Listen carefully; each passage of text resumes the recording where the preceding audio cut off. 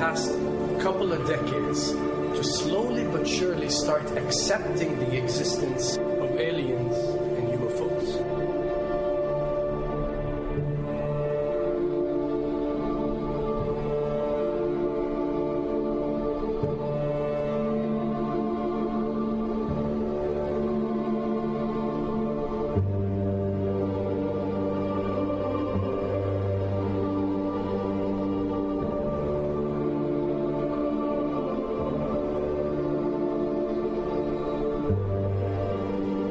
I can tell you right now that 99% of every UFO sighting that has ever taken place has actually not been an unidentified flying object, because this has always been military technologies.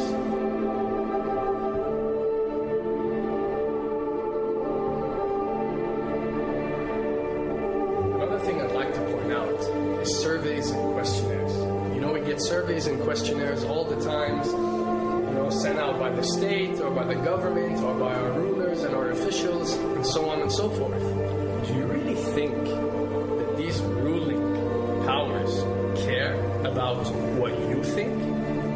Do you really think that they're waiting to ask you and receive your answer before making a decision? What happens with these questionnaires is that they are released. For example, what country do you think the US should attack next? And if it yields back results like 70% of the US population believe Iran is the next country that should be attacked, this is actually a study conducted for the effectiveness of the media propaganda that they are using. So when they get such results, they look at it and they be like, all right, amazing. Our media propaganda is working. We are purposely trying to manipulate people to think that Iran should be the next one. And check out the survey results. We're doing a great job in propaganda. That's what it's all about. And if the results come back and they aren't up to par, so let's say 20% want war with Iran and 80% want actual peace, they say, okay, so now we have to go and rework our media propaganda and make it more effective so these percentages change. Why am I saying this? Because of the UFO phenomenon. Since the 60s, the amount of people who believe in extraterrestrials have skyrocketed, and are only increasing day by day in our modern world. This only confirms the success and the plans that are taking place to first manipulate you to believe in UFOs, and second, to conduct a UFO attack that is going to force the whole world to unite to fight off this enemy and accept the New World Order. A former Canadian government official is warning we may be on the verge of intergalactic war, saying, quote, the Bush administration has finally agreed to let the military build a forward base on the moon, which will put them in a better position to keep track of the comings and goings of visitors from space, and to shoot at them if they so decide. I was introduced to the late Dr. Verner Von Braun in the U.S., the father of rocketry. In my first meeting with him, during that first 3.5 hours, he said to me, Carol, you will stop the weaponization of space, because there is a lie being told to everyone that the weaponization of space is now first being based upon the evil empire, the Russians. There are many enemies, he said, against whom we're going to build this space-based weapon system, the first of whom was the Russians, which was existing at that time. Then there would be terrorists. Then there would be third world countries. Now we call them rogue nations or nations of concern. Then there would be asteroids. And then he would repeat to me over and over, and the last card, the last card, the last card would be the extraterrestrial threat. As a military strategist, as a person who worked on the MX missile, which I did later, he said, you will find that there is going to be a spin to find some enemy against whom we have to build space-based weapons, and now we should expect the spin. And that's the formula, except that it's all based on a lie. A supersonic saucer. Called the Silver Bug, it was truly revolutionary. The plans show in detail a multi-jet engine craft that boasted amazing maneuverability and speed. It's an intriguing thought that this concept may tie in with the work of the German scientists who brought saucer technology to the US at the close of the Second World War. What was needed were certain cover stories. What do you do when people are spotting aircraft and then telling reporters that they've seen something very unusual flying out of an airbase in Nevada?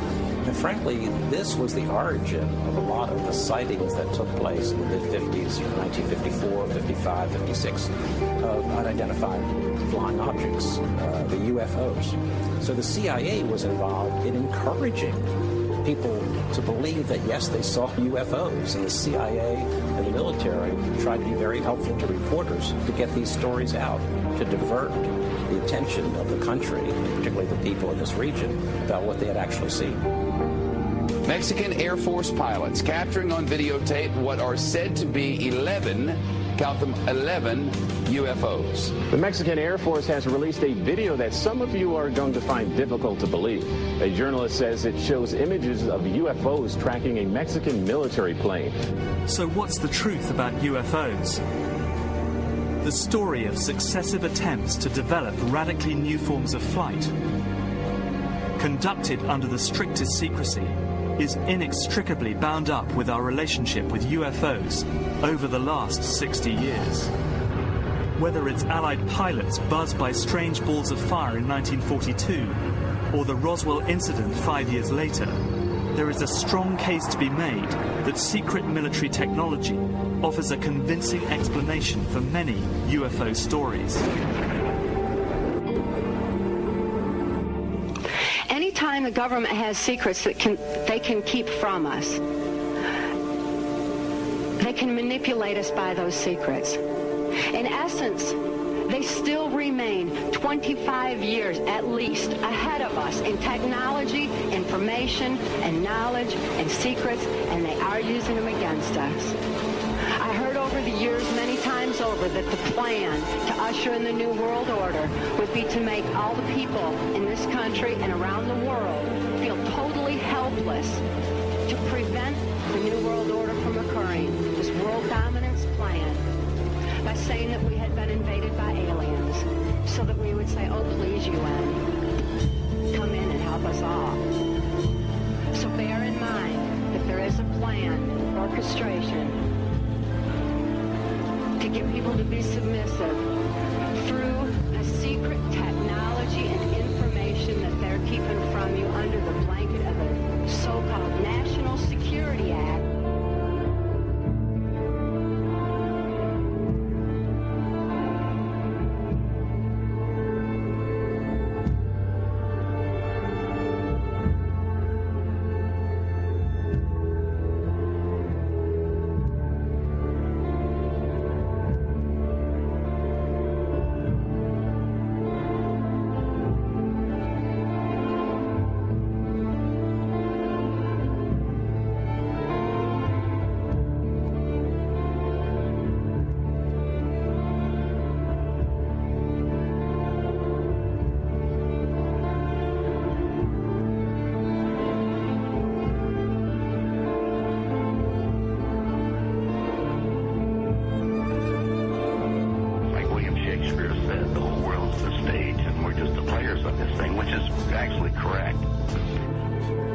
We need some outside universal threat to make us recognize this common bound. I occasionally think how quickly our differences worldwide would vanish if we were facing an alien threat from outside this world.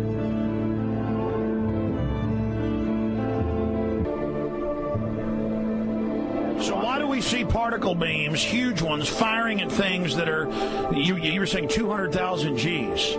Yep. I mean, go over that. Well, because I think it's part of a test for if there are bad guys out there. Or maybe they're doing preparations for faction. We may be looking at more than one faction. Remember, these groups tend to fragment. They fractally fragment so that you have wars within wars within wars. You know, but why would NASA release that footage? Well, remember, you've got all the good guys in NASA, and then you've got a few who are not good guys. The good guys don't know that there's something to keep secret. They remember, the lie's different at every level. They believe the lies they've been told. So when you set up a structure, an institution, which is supposed to be open and above board and is supposed to present live TV of the shuttle mission, they present live TV. Now, the controllers can't say, oh, well, you can broadcast this, but you can't broadcast that. Because the honest guys will then say, sure. Well, why can't we broadcast that? So people always say if this was happening, it would come out, and it is coming out. Well, I mean, I agree with you. When you've got the Catholic Church saying we need to love the aliens, they're our brothers, when you've got every major denomination saying it, when you've got all the movies, and you've got, you know, in the 80s, huge programs at the Olympics with aliens landing, you know, fake aliens, and you've got huge things the size of 3 football fields floating over Dallas and stuff all over the place. Something's going on. And then I read government documents about fake extraterrestrial landings. You know, any of this. Why? I mean, you believe it's fake. Remember Operation Northwoods? Yes. Okay. Or we can go to the, September 11th. Governments do huge, big things to sway populations at key nodal points in history. They love hoaxes. Yeah, well, it's manufactured history is what it is. We are building, I mean, all my UFO friends, I need to shake them because they're so, frankly, they're extremely naive, Alex. They really believe we're building toward disclosure.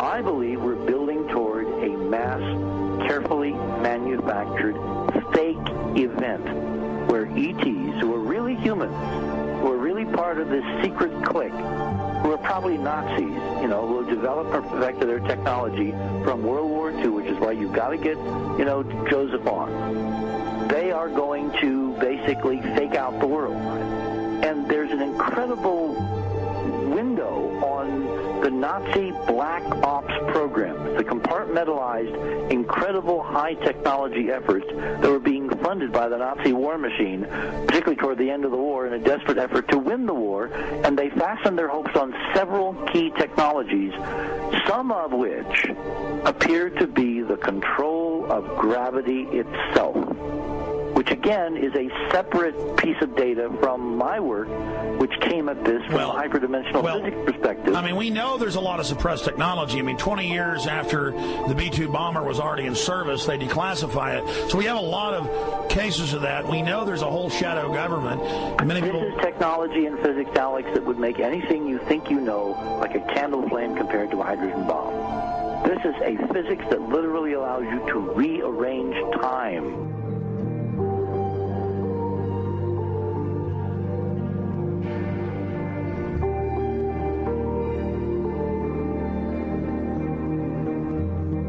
But I mean, imagine you've got all these compartments in these pyramids within pyramids of compartmentalization. That's why that's the New World Order symbol.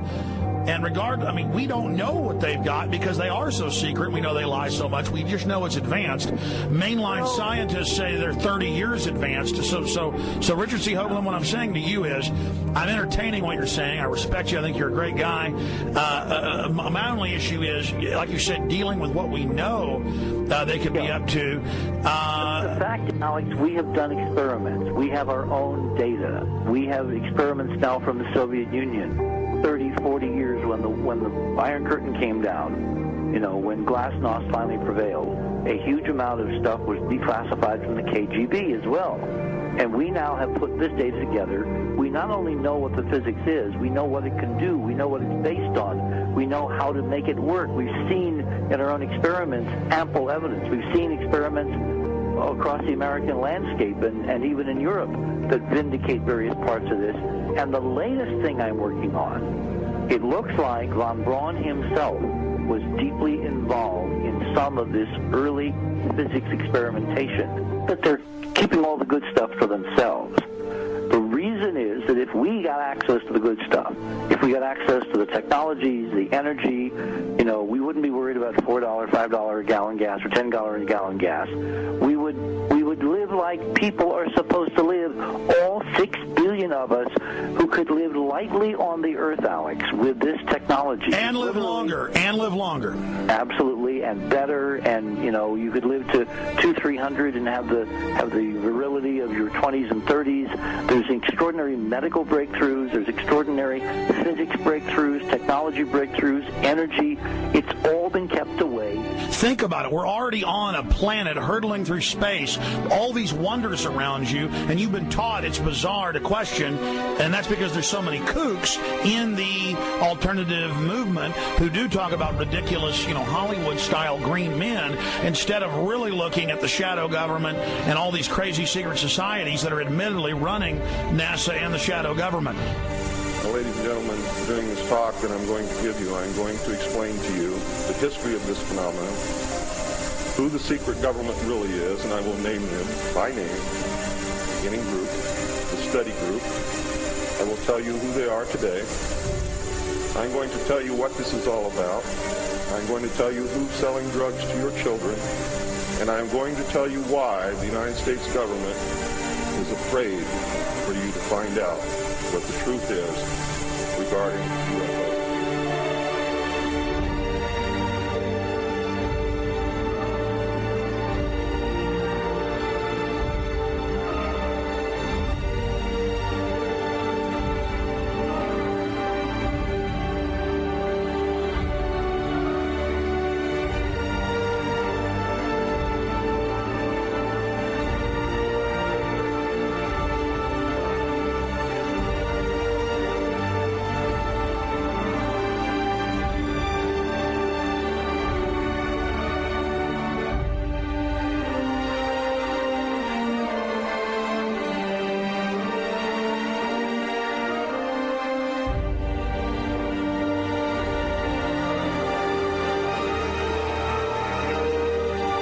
And it turns out that even though she remembered that she'd been part of the team to debrief the astronauts, she couldn't remember a thing that they said. She couldn't remember why she no longer was working with NASA. She couldn't remember. In other words, her memory lapses were enormous, and I don't think they were feigned, because we now found the same pattern in all the flight crews. Because the awful truth, Alex, is they have been brainwashed. They have been mind controlled. They have had a technology, a very sophisticated technology, which took away the real missions that they experienced.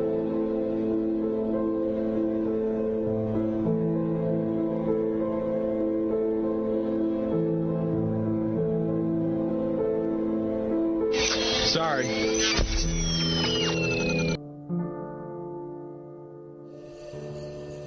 Untuk winik, ulu kecil tu kuni, haj yah upuk sikal. Leka kucing nale, ya baca ceo. Leka alatie, tone ma usam ilik baik haj ot sila pusik alo. Kat kontula kabasha kate, ait teche. Lemago katia lahe, tening alga malo chaki pakat. Nechomo tu yala. Im ay nasipakan. Le wini ko katiale, tenikat kanakte, ya bachmu. Le bala mo katiahie, hinsikte. Yan amuknalta beihe esena. Katso katiatu katene, inkat utsaki shiwo. Le kano tunuka. En inhuesite. Utia kashi ke chachai. Eka somo sama ya ba cholo de maga de camino. Chuke tu ya la tum. De ora lulun cabe, wilokel ya ba. De tu ne keho ka tu ya la he. Reaction. Ine sati. De to kasnuko ma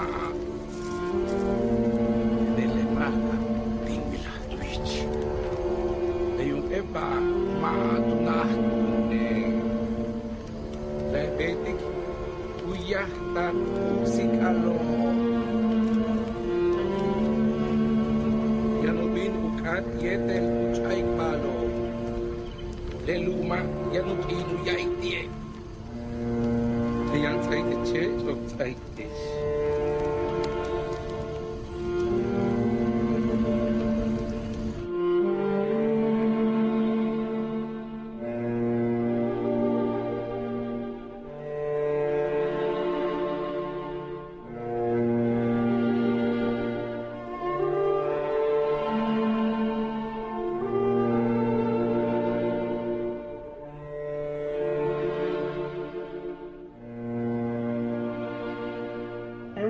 Dunya is in Arabic.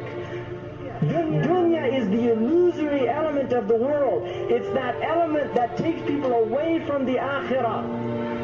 And this is Shaitan's game. Shaitan's game is to take people away. Shaitan means to make distant. Dunya is near. He makes us feel that dunya is what is close, not akhirah. Islam tells us dunya is distant. One of the root meanings of dunya is to reach out for grapes that you can never grasp. Because this is the nature of dunya. You will never be able to get it. It will always evade you. The Prophet ﷺ said in a hadith sahih that if the son of Adam had one mountain of gold, he would only want a second one.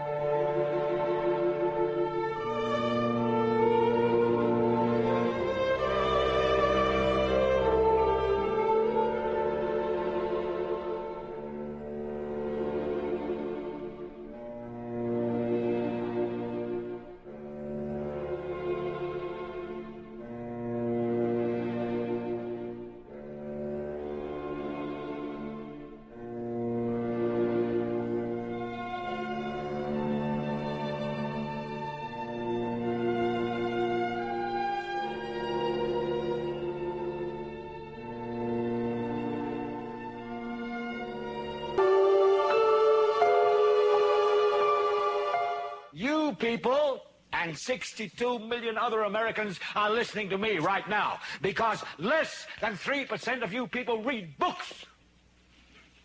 Because less than 15% of you read newspapers. Because the only truth you know is what you get over this tube.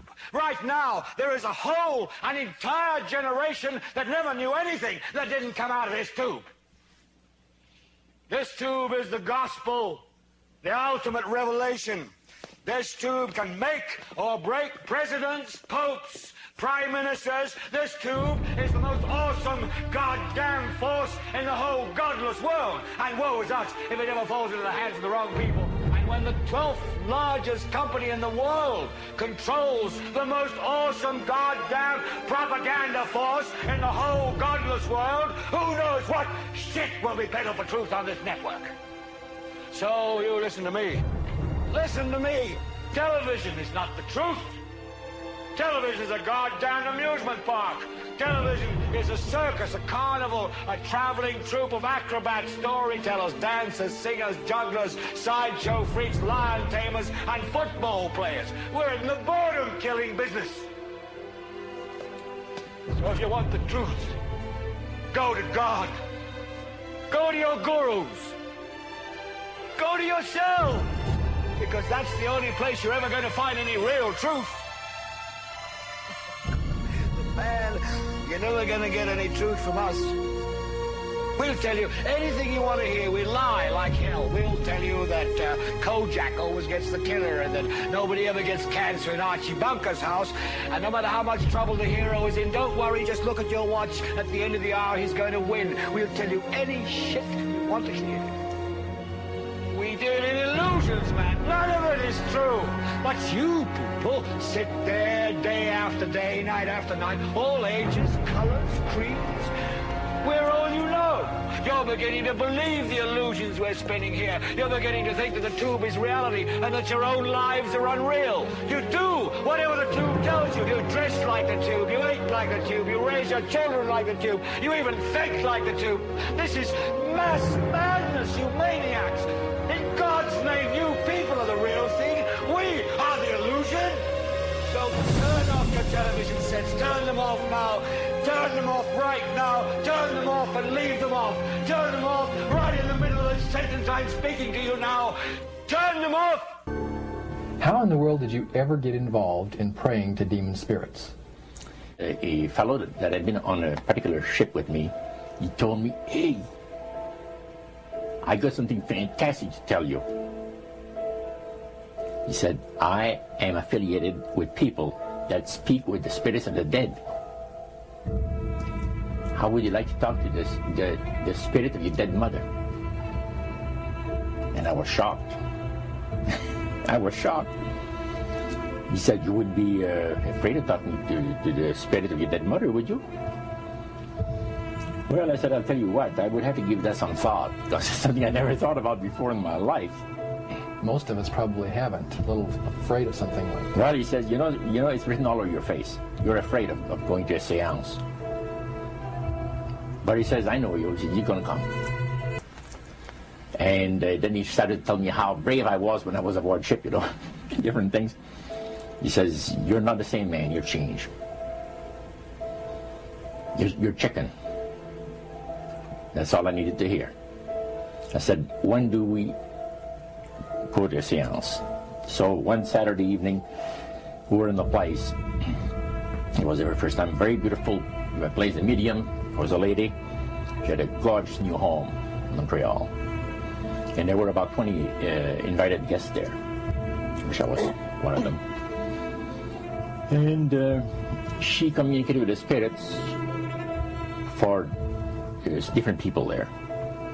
And they were telling them what the spirit said. One man said, I would like to talk to my friend that died 6 months ago. But I don't want him to appear. Just want to talk to him. Because he says, I don't trust you talking to my friend for me. So the medium says, let me inquire of the spirit. Yeah, the spirit will talk with you.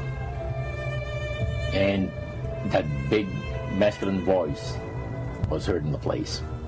It says, hi, Frank. It's nice of you to ask for me to talk with you. And they had a little chat. And after it was over, Frank says, this is the greatest thing on earth, to be able to talk with the spirits of the dead. Then the medium said, we have a very special surprise tonight for you people.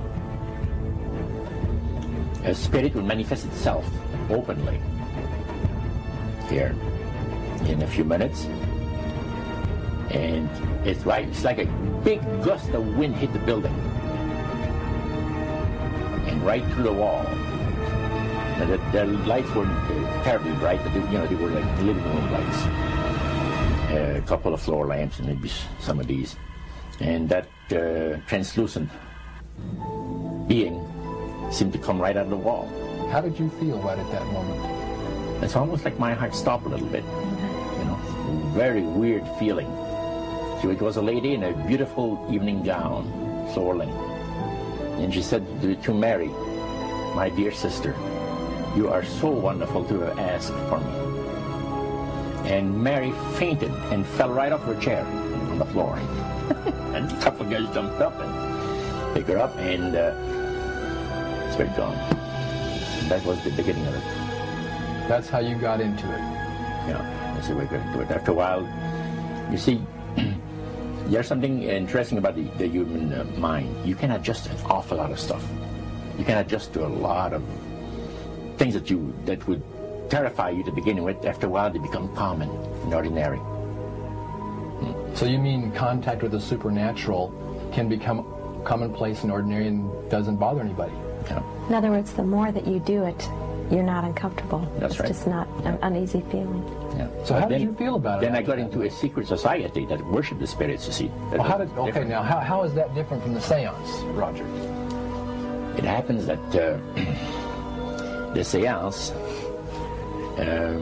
are not involving in many ways.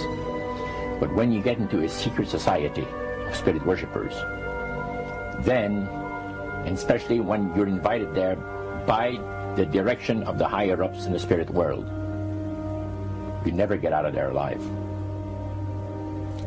And this is exactly what my friend and I were up against. We didn't know anything about it. And there was a very, very popular big band leader. Jazz musician? Band, yeah, very famous. And one night we went to one of these seances, and he was with his wife. So Roger, you're at this restaurant. What happened? We sat there, and we had our favorite alcoholic beverages, you know. And as we talked,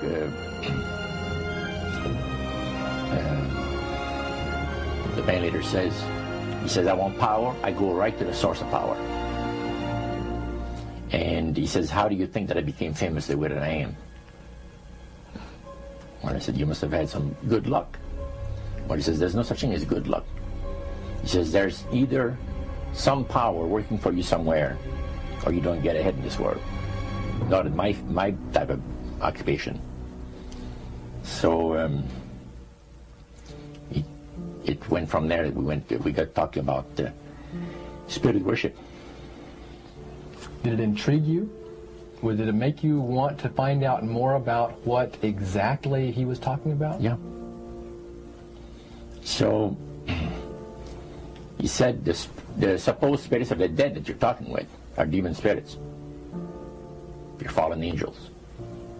You're beautiful beings. Just set it out, just like that. Oh, yeah. It didn't make you uneasy when he said they were... Well, you know, it shocked you a little bit, you know. Something that you first hear mentioned to you. He said, you guys have got a great future ahead of you. Because we've been told, the high priest of our society, secret society, has been told that the master has very special plans for you two. Now, what did he mean by the master? Satan. Yeah. And we were interested to hear more about it. And he told us, he says, look, we worship spirits. We worship Lucifer and all his angels. They're just as beautiful as they did before they were cast out of heaven. He says there was a misunderstanding in the whole thing. He says among the inhabitants of the galaxies. And he says our master was misunderstood.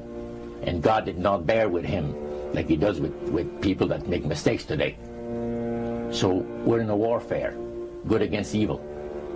And we happen to be the evil ones, but we're not that bad. He says, I look at this business between the forces of good and evil. He says, you believe in one person believes in God, and everyone believes in Lucifer. It's like politics. So the great controversy is real. And you've heard someone talk about it that's on the other side.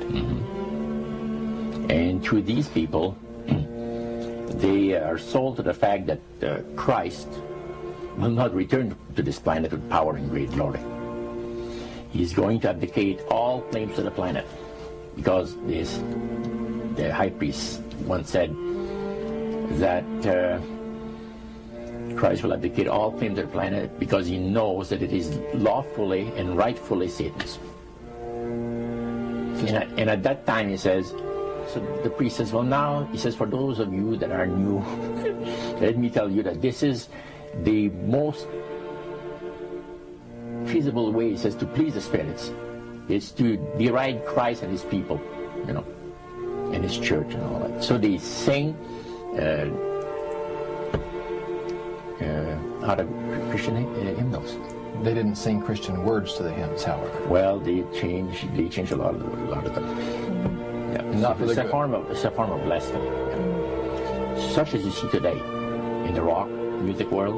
You see the entertainers, they have these crosses. The ladies got earrings, crosses. The guys got crosses. This is a form of blasphemy, a form of deriding Christ. You see. spirits cause the people to do that, to find pleasure in wearing this type of emblem, which is the cross is the emblem of the crucifixion of Christ to the Christians. Better to reign in hell than serve in heaven, is that it? Why not? I'm here on the ground with my nose in it since the whole thing began. I've nurtured every sensation man has been inspired to have. I cared about what he wanted, and I never judged him. Why? Because I never rejected him, in spite of all his imperfections. I'm a fan of man! I'm a humanist. Maybe the last humanist. Who, in their right mind, Kevin, could possibly deny the 20th century was entirely mine?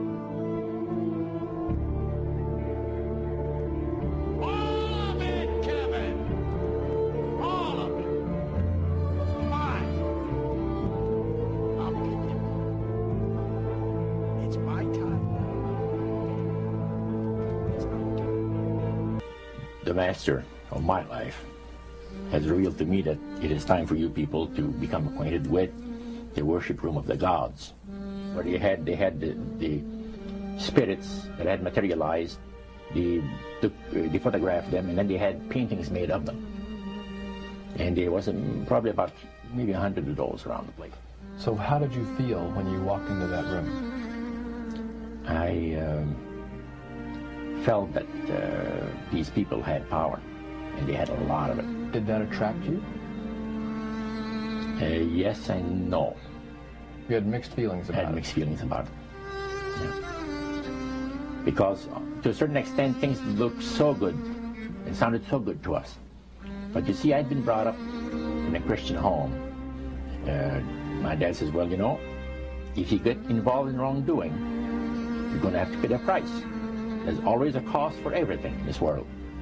So this thought kept creeping to my mind. Just how far you go with these spirits before we start paying the price. So it made you just a little bit nervous. Oh, yes. But yet you kept going back. Oh, there was no way out. Because that's what we're told. You knew at that time. Yeah. So you were moving forward more on fear. More on fear, yes. Because the high priest said that the master had special plans for us in our lives. And that no one ever went into this society unless they were invited by the spirits. See, so that was made very clear. In reality, Roger, you were chosen by high-powered demon spirits to be a part of their human, special, privileged group.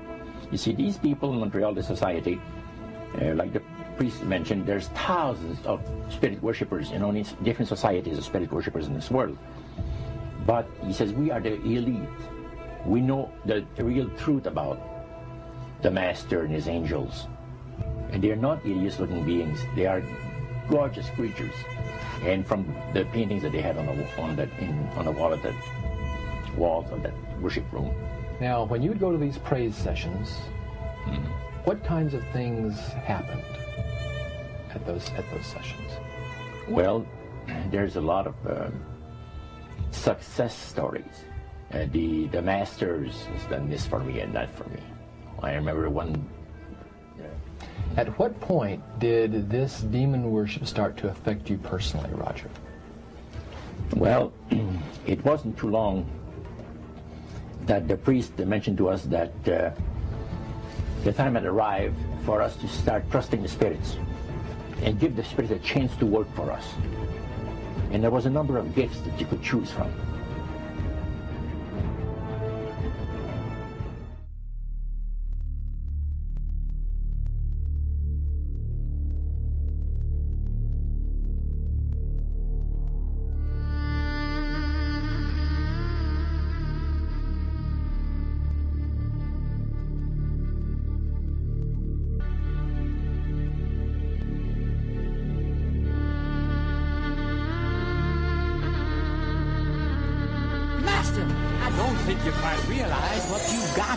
So why don't you just ruminate whilst I illuminate the possibility? Whilst I illuminate the possibility. Illuminate the possibility.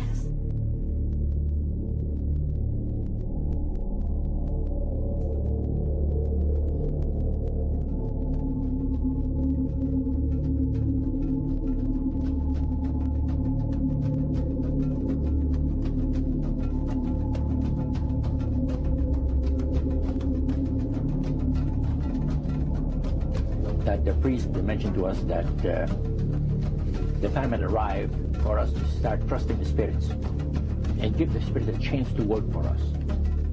And there was a number of gifts that you could choose from. Well, Alibaba had them 40 thieves. Scheherazade had 1,000 tales. But master, you in luck, 'cause up your sleeves you got a brand of magic never fails. You got some power in your corner now. Some heavy ammunition in your camp. You got some punch to dance. Job you and house. All you gotta do is rub that lamp. And I'll say, Mr. Aladdin, sir, what will your pleasure be? Let me take your order, jot it down. You ain't never had a friend like me.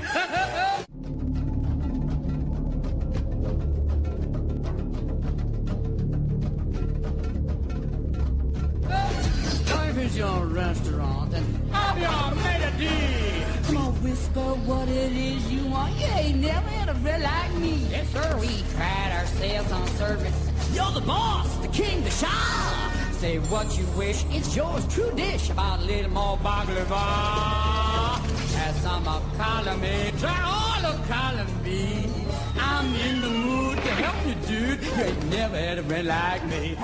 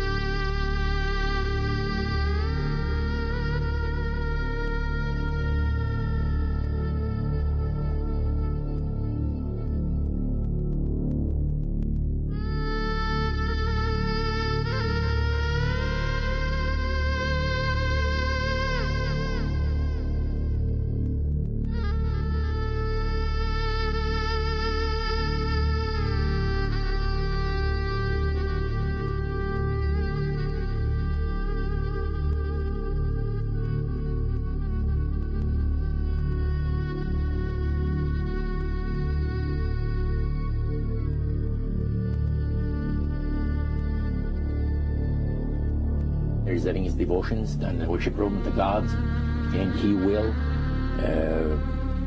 use a trance medium to converse with certain demon spirits that will inform him in regards to ancient history. And the man shook his head a little bit like this. His eyes went glazed, and he stayed at it for a half hour. And the spirit spoke to him. So then the spirit counselor. And what would you like to know? And so he asked the questions of one of these human beings that was channeling. Oh yeah, the voice changed and everything. The voice changed the person completely. And it identified itself as a spirit guide. Oh, yeah. Spirit counselor, yeah. Okay, a spirit counselor. And then proceeded to tell him all the events that he was asking, answer his question?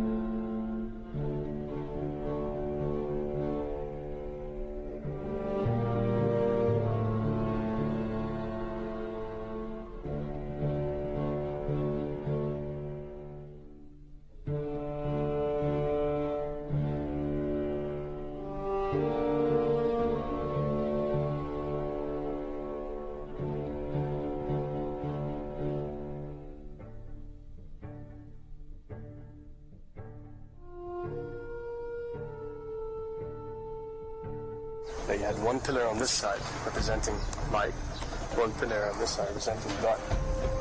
And right in the center, you had the area where they used to sacrifice the animals and other living beings. The center between these two points.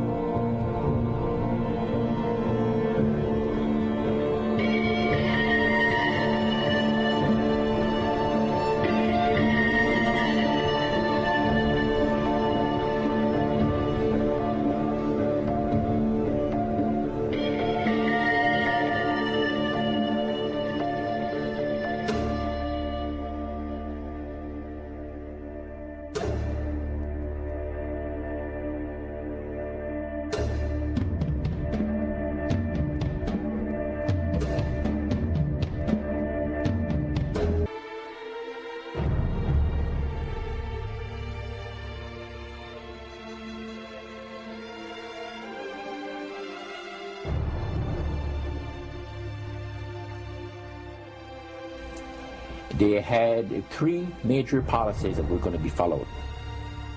First, Lucifer says, we have to make sure that people, humans, get to believe that Satan and his angels do not really exist. You know, Roger, that's interesting because a recent research study report that I read indicated that in a national survey, I believe it's over 75% of people do not really believe in a real tangible devil. But there is one. Oh, yeah. Oh, the next thing, the three-parts policy that they had adopted there, the second one was to find a way of being able to get total control of people's minds. And that would be done by taking hypnotism out of the realm of the occult and introduce it as a new science for the benefit of mankind. They felt that by taking hypnotism out of the realm of the occult and introducing it as a new science for the benefit of mankind, they could then use people of great renown, educators, people of capacity, that would do great things, such as supposedly regress people in time to former lives that they had.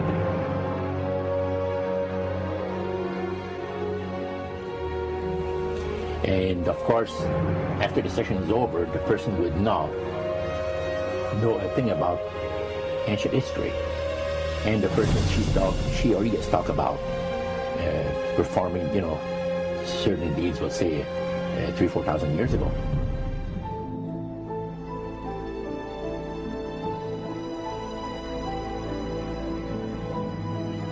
But this was their strategy. Now, what this would do for the thing is this, that it would create in the minds of the general public, solidly set in the mind of the general public, an unwavering trust in that great deception.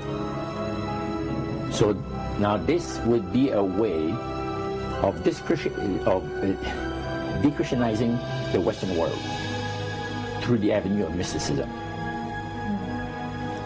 The three things were, number one, that they did not want Satan did not want the human family to think that he or his angels existed. Right.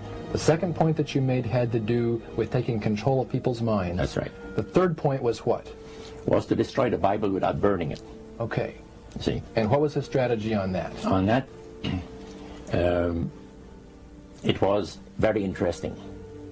Because after the Great General Council, it was decided that Satan would tutor Charles Darwin personally in setting up the principles of his theories of evolution. He was tutored by Lucifer himself, fallen Lucifer. And at that time, it was understood, Satan and his spirit counselors understood, that if a person was led to believe in the theory of evolution, it would, in his life, destroy completely the creation week of the Bible, the fall of man, and plan of redemption. It would do away with it. Anyone that teaches a theory of evolution is considered to be a minister of a great religious system. And he said that every teacher of that theory is recognized by the spirits as a person of great value and receives a very special unction from Satan himself, giving great power to induce spiritual blindness, to convince and convert. Three capacities.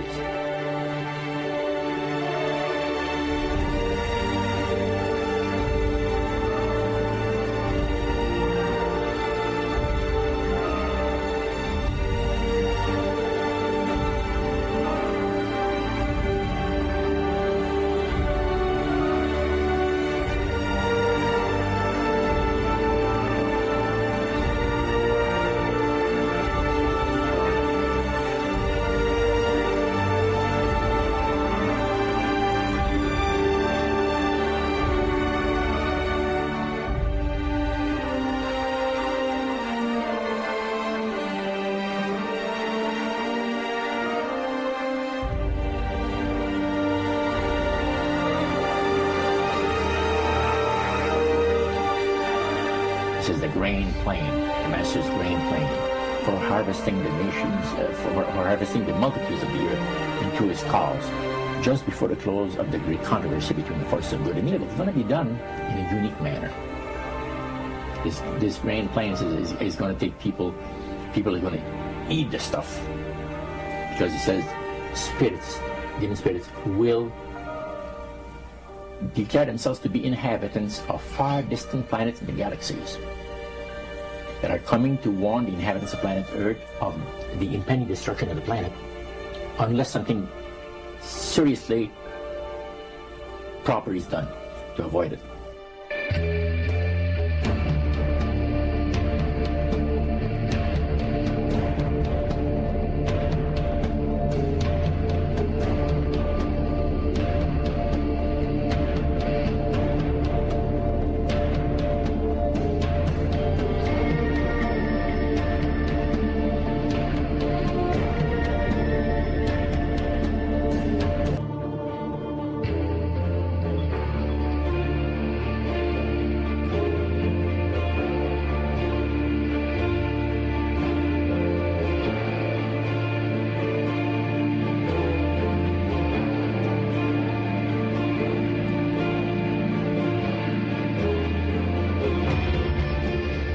Metaphor. If you think about Aladdin and his lamp, you've probably heard of that one.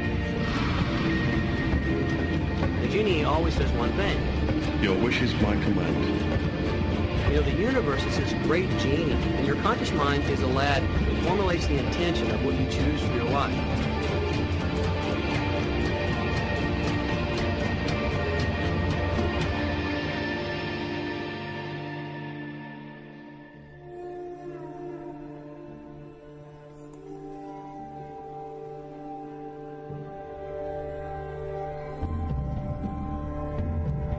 At the very heart and core of all these secret societies lurks the Kabbalah.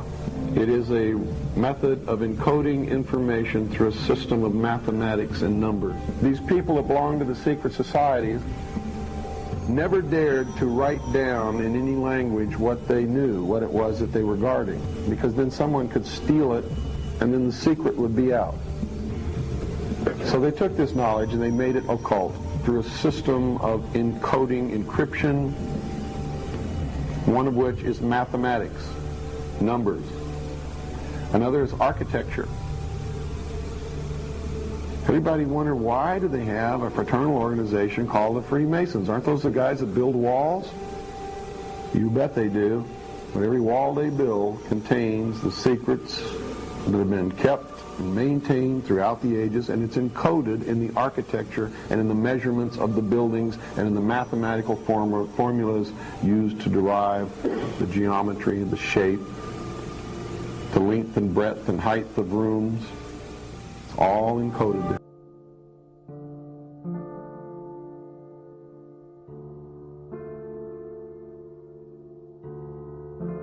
Is science compatible with spirituality? Can you have spirituality without any religion?